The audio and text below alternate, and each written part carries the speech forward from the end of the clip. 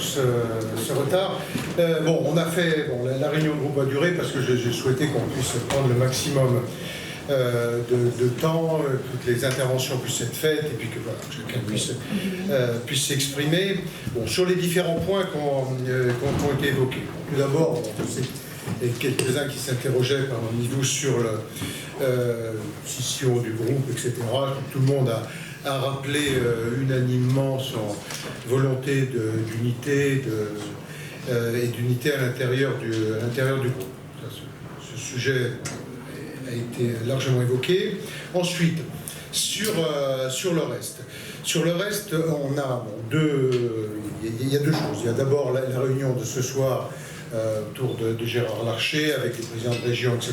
Donc, chacun a rappelé l'intérêt de cette réunion pour montrer d'abord, envoyer un message après ce qui a pu se passer, un message aux élus locaux en disant bon, on est capable aussi de donner une image à la fois d'unité, de pouvoir se parler ensemble. Je pense que c'était important et tout le monde s'est retrouvé dans ce cadre-là. Parallèlement à cela, pour rassembler tout le monde, il y a aussi besoin d'un vaisseau amiral. Et donc ça veut dire que le vaisseau amiral, on doit aussi le remettre à flot aujourd'hui. Et tout le travail sur l'organisation des Républicains et notre formation.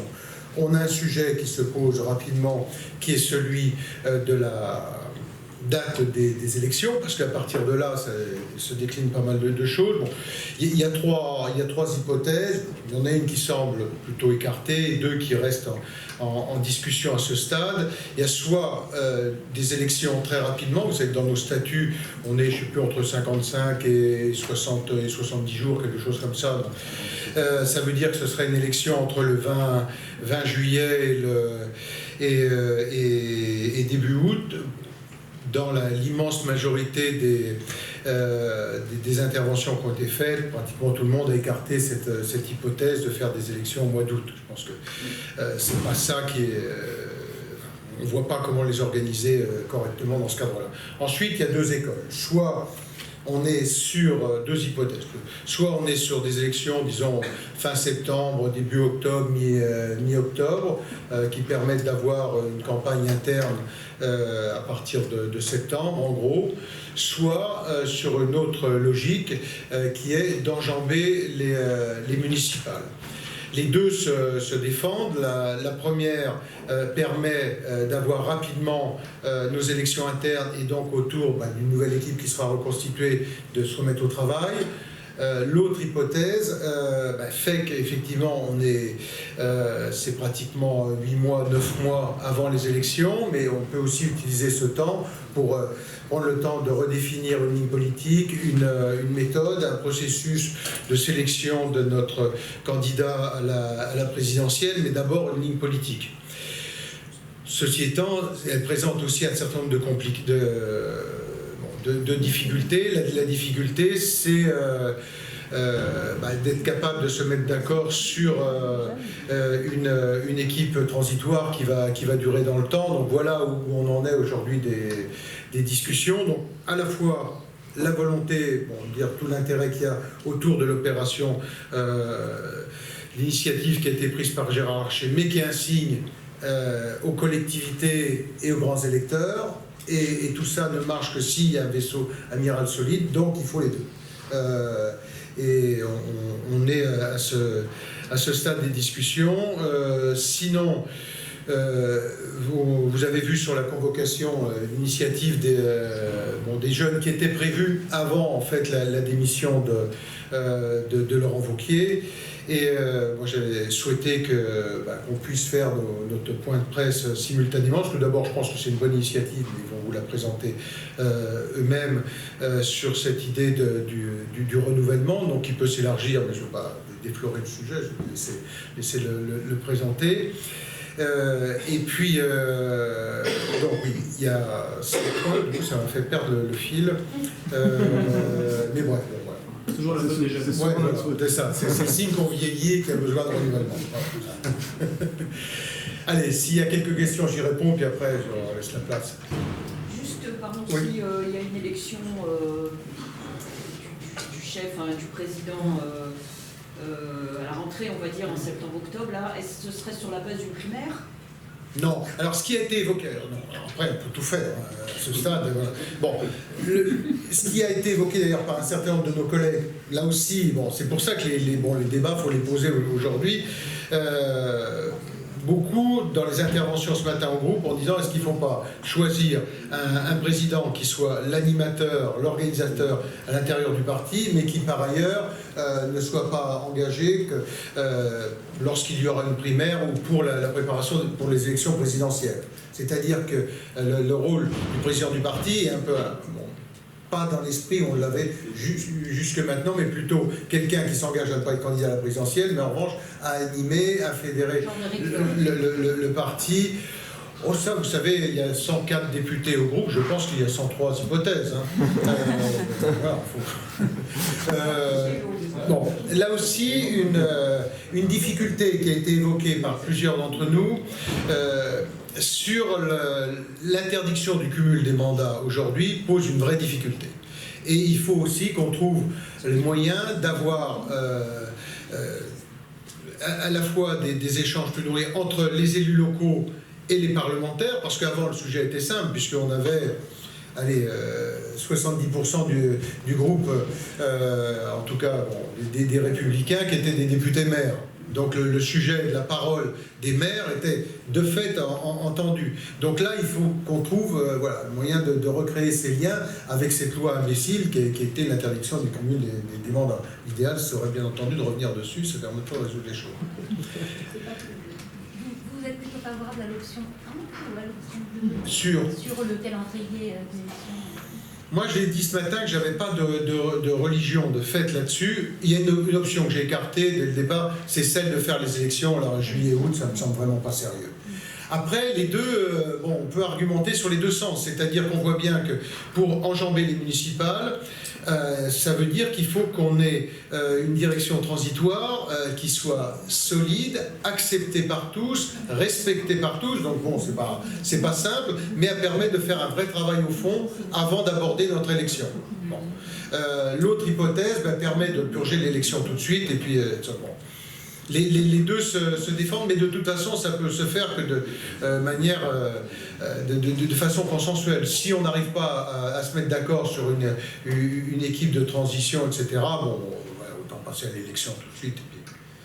Mais bon, moi, j'ai pas de religion, puis on voit bien qu'on est tous en train de réfléchir là-dessus sur les deux hypothèses. Vous seriez favorable à ce que le futur dirigeant du parti prenne des engagements à ne pas être candidat à la présidentielle? Ça a été dit par plusieurs de nos collègues. Moi, j'émets toujours une réserve. C'est pas dans... bon, pour quelqu'un comme moi qui vient du RPR, c'est pas franchement dans notre tradition. Après, j'entends bien, on est dans une situation de crise, on va pas se coller la face, et donc à partir de ce moment-là, il faut se fermer la porte à rien d'emblée, quoi. Et accepter de se mettre en cause. Mais la tradition dans notre famille politique, déjà les primaires, ils ne sont pas dans l'esprit de la 5e, c'est le moins qu'on puisse dire. Donc on a déjà dérivé avec les primaires.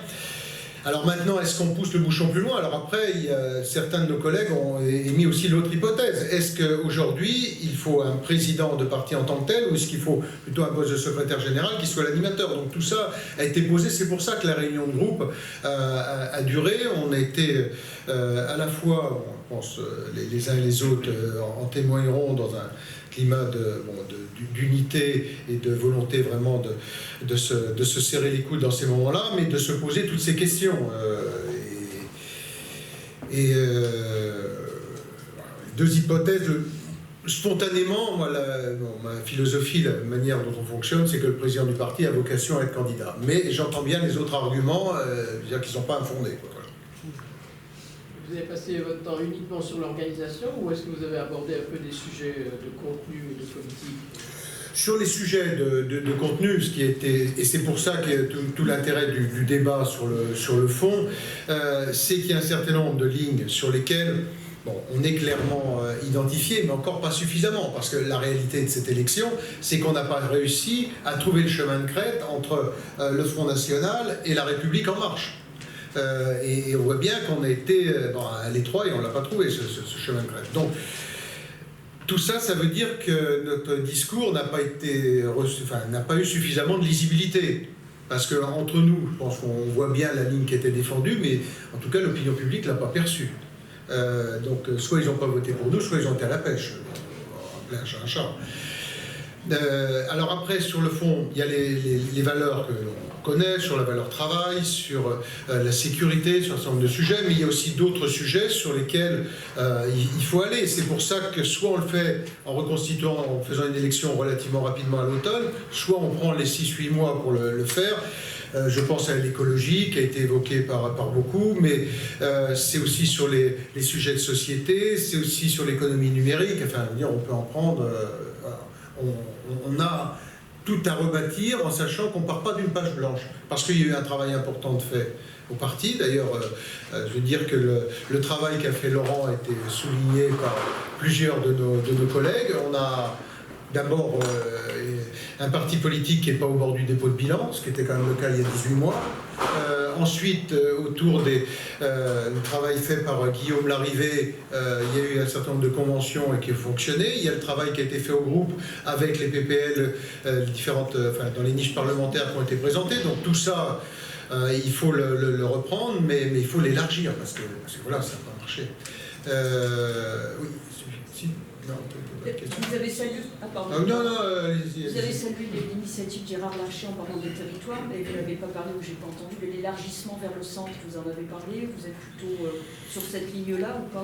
Moi je pense que l'idée de regroupement, de confédération, tout cela ne pose pas de problème à condition qu'il y ait un vaisseau amiral. Et le vaisseau amiral, aujourd'hui, bon, c'est les Républicains et c'est autour de cela qu'on doit reconstruire. Donc il y a les deux initiatives qui sont importantes, c'est-à-dire que l'initiative d'une confédération ne peut pas tenir si on a un parti politique qui ne reprend pas d'oxygène. Donc il faut bien mener les deux de front. Et vous pourriez le faire à l'Assemblée ? Je pense qu'il y a, en tout cas à l'Assemblée, la volonté, l'énergie des parlementaires et des députés très concrètement pour le faire. Et ce qu'on a senti ce matin, c'est la volonté d'engagement des députés en disant ce sujet, nous, c'est notre préoccupation, c'est notre ADN. Je veux dire, si les députés se désintéressent de ça, bon, autant faire autre chose. Donc il y a une vraie motivation et mobilisation pour les députés pour le faire. Allez, vas-y, puis après je laisse.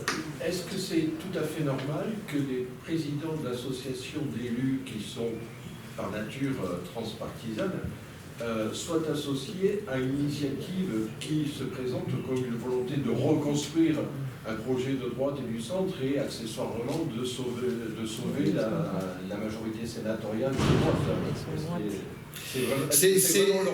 C'est une bonne question. Je pense que le président de la République se l'est posé au moment où il est le président de tous les Français, qui s'est engagé de manière très politicienne dans la campagne des Européennes. Comme c'est très nécessaire. Bah oui. À ce point, je suis pas sûr. Mais bon, non, mais au-delà de ça, on a des personnalités qui n'ont jamais mis leur mouchoir dans leur poche et qui ont toujours une ADN politique. Ils vont pas se cacher. Ça les empêche pas d'être élus. C'est comme quand on est président, bon, je l'ai été, mais maintenant c'est un temps qui est révolu, mais président d'un terco, maire d'une ville moyenne, ça n'empêche pas d'être très engagé politiquement à côté, parce qu'on est député maire, parce qu'on est maire ou président d'un terco. Donc je pense que chacun fait la part des choses. Pour parler clair, Barouin n'a jamais mis son mouchoir sur son engagement politique, et les autres non plus. Moi, ça ne me pose pas de problème. Ça en pose à notre opposition, bien entendu, c'est le jeu démocratique, mais je pense qu'il serait vraiment mal placé d'aller sur ce terrain-là. Enfin, en tout cas, il y aura un petit effet boomerang. Il y avait combien de députés présents? J'en sais rien, 60, 70 comme les autres réunions de groupe à peu près. J'ai pas peut-être plus, honnêtement, j'ai pas compté. 70-80. Bon. Non. Selon la police. Alors, selon les syndicats, on était 100. Bon, oui, Anita. Le départ de votre collègue de la Sarthe est effectif? Je sais pas. Je ne l'ai pas eu, ni vu, ni... je sais pas. À ma connaissance, non, parce que sinon, je pense que j'aurais été informé par les services de l'Assemblée. Non, je pense que non. Vous craignez d'autres départs éventuellement? En tout cas, l'état d'esprit du groupe, c'était vraiment pas ça ce matin. Après, on est 104, voilà. D'abord, on a démarré à 97, on a monté, qu'il y en ait ou deux qui partent, j'en sais rien. C'était pas l'état d'esprit de la réunion. Voilà. Après, le reste, vous savez, il vaut mieux demander aux intéressés. C'est bon? Je vous laisse en pâture.